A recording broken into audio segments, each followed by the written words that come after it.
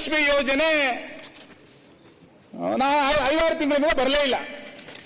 ಯಾಕೆ 5-6 ತಿಂಗಳಿಂದ ಬರಲಿಲ್ಲ ಅಂತೇಳಿ ಪತ್ರಿಕೆಗಳೆಲ್ಲ ಬಹಳ ದೊಡ್ಡ ಸುದ್ದಿ ಆದಾಗ ಮಂತ್ರಿಗಳು ಹೇಳ್ತಾರೆ ಗೃಹಲಕ್ಷ್ಮಿ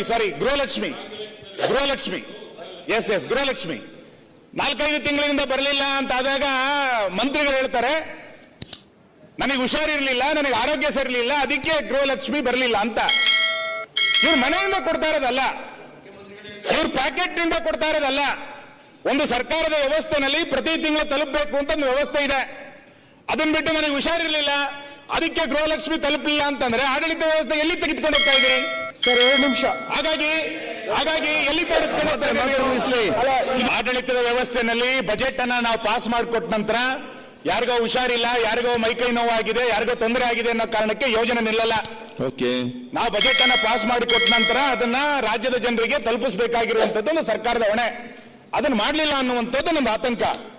ಮತ್ತೆ ನಾನು ಮಾನ್ಯ ಅಧ್ಯಕ್ಷರೇ, ಕಳೆದ ವರ್ಷದ ರಾಜ್ಯಪಾಲರ ಭಾಷಣದ ಒಂದು ಲೈನನ್ನು ಓದ್ತೀನಿ ಅಷ್ಟೇ. ಯಾಕೆಂದ್ರೆ ಗ್ಯಾರಂಟಿ ಯೋಜನೆಗಳ ಕುರಿತಂತೆ ಹೇಗೆ ಮಂತ್ರಿಮಂಡಲದ ಸದಸ್ಯರು ಹೇಳ್ತಾ ಇದ್ದಾರೆ ಅಂತ. ಲೋಕಸಭಾ ಚುನಾವಣೆಗಳು ಮುಗಿದು ಇವರಿಗೆ ಹಿನ್ನಡೆ ಆದ ತಕ್ಷಣನೇ ಗ್ಯಾರಂಟಿಯಿಂದನೇ ನಮಗೆ ಅಭಿವೃದ್ಧಿ ಆಗಲಿಲ್ಲ, ಗ್ಯಾರಂಟಿ ಯೋಜನೆ ನಿಲ್ಲಿಸಬೇಕು ಅನ್ನುವಷ್ಟು ತನಕ ಶಾಸಕರಿಂದ ಉಪಮುಖ್ಯಮಂತ್ರಿಯ ತನಕವೂ ಕೂಡ ಮಾತಾಡಿದ್ರು. ನಂತರ ಅದನ್ನು ನಿಲ್ಲಿಸಲ್ಲ ಅಂತ ಹೇಳಿದ್ರು. ನಾವು ನಿಲ್ಲಿಸಬೇಕು ಅಂತ ನಮ್ದೇನು ಆಗ್ರಹ ಇಲ್ಲ. ಆದ್ರೆ ಗೊಂದಲದ ಹೇಳಿಕೆಗಳ ಕಾರಣಕ್ಕೆ ಗ್ಯಾರಂಟಿ ಯೋಜನೆಗಳು ಏನು ದಿಕ್ಕು ತಪ್ತಾ ಇದೆ.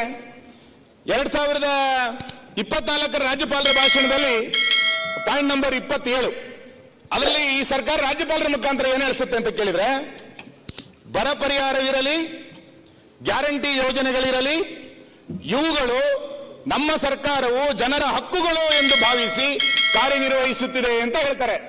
ಗ್ಯಾರಂಟಿ ಯೋಜನೆಯನ್ನ ಜನರ ಹಕ್ಕು ಅಂತ ಹೇಳಿ ರಾಜ್ಯಪಾಲರ ಮುಖಾಂತರ ಸರ್ಕಾರ ಹೇಳಿಸುತ್ತೆ. ಮಾನ್ಯ ಇಂಧನ ಸಚಿವರು ಈ ಮೊನ್ನೆ ಏನ್ ಹೇಳ್ತಾರೆ ಅಂತ ಕೇಳಿದ್ರೆ, ಗ್ಯಾರಂಟಿ ಯೋಜನೆ ಅಂದ್ರೆ ಸಂಬಳನ, ಅದು ಗ್ಯಾರಂಟಿ ಯೋಜನೆ ತಿಂಗಳ ಕೊಡ್ಲಿಕ್ಕೆ ಸಂಬಳನೇನಿ ಅಂತ ಕೇಳ್ತಾರೆ. ಕಳೆದ ಬಾರಿ ರಾಜ್ಯಪಾಲರ ಭಾಷಣದಲ್ಲಿ ಗ್ಯಾರಂಟಿ ಯೋಜನೆ ಜನರ ಹಕ್ಕು ಅಂತ ರಾಜ್ಯಪಾಲರ ಮುಖಾಂತರ ಹೇಳಿದ್ರು. ಈಗ ಇವ್ರದೇ ಸಚಿವರು ಹೇಳ್ತಾರೆ ಅದೇನು ತಿಂಗಳ ಸಂಬಳನ ಕೊಡ್ಲಿಕ್ಕೆ ಅಂತ ಹೇಳ್ತಾರೆ.